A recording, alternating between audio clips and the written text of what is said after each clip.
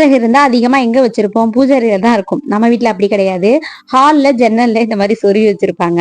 இது வந்து கொரோனா டயத்துல வாங்கினது. இதை விட டபுள் மடங்கு தான் கையில இருந்துச்சு.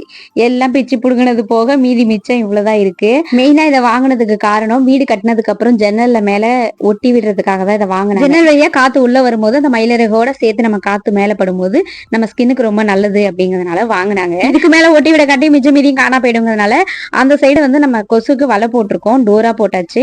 அதனால நம்ம இடுக்குல அப்படியே சொருவி வச்சாச்சு. வீடு ஃபுல்லா எல்லா ஜன்னலையும் சொருவி இருக்கும். அதனாலதான் நம்ம மேல தீ காயம்லாம் பட்டா இந்த மயிலரகை வச்சுதான் மருந்து அப்ளை பண்ணி விடுவாங்க இல்லையா, அதுக்காக தான் மெயினா மயிலரகை யூஸ் பண்றது.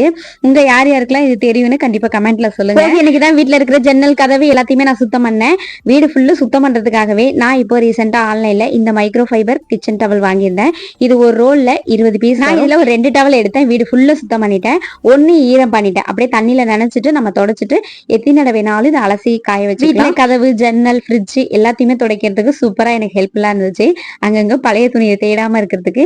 இது ஃபுல்லா கிச்சன்லயும் நம்ம அடுப்பு துடைக்கலாம், எல்லாத்துக்குமே யூஸ் பண்ணிக்கலாம். தேவைப்பட்டா ஸ்கிரீன்ல டேக் பண்ணிருக்கேன், கண்டிப்பா செக் பண்ணி பாருங்க. அதில் லிங்க்னு கமெண்ட் பண்ணீங்கன்னா டிஎம் பண்ணிடுறேன். அப்புறம் வீடெல்லாம் சுத்தம் பண்ணிட்டு போகி படையலுக்கு நைட்டு ஒரு 6 மணிக்கு மேலதான் எல்லாத்தையுமே ரெடி பண்ணி படைக்கிறதுக்கு ஆரம்பிச்சிருந்தேன். நம்ம வீட்டு முறைப்படி மதுரை எழுப்பி வச்சு வெண்பொங்கல் பொங்கி நல்லபடியா படைச்சாச்சு. ஓகே.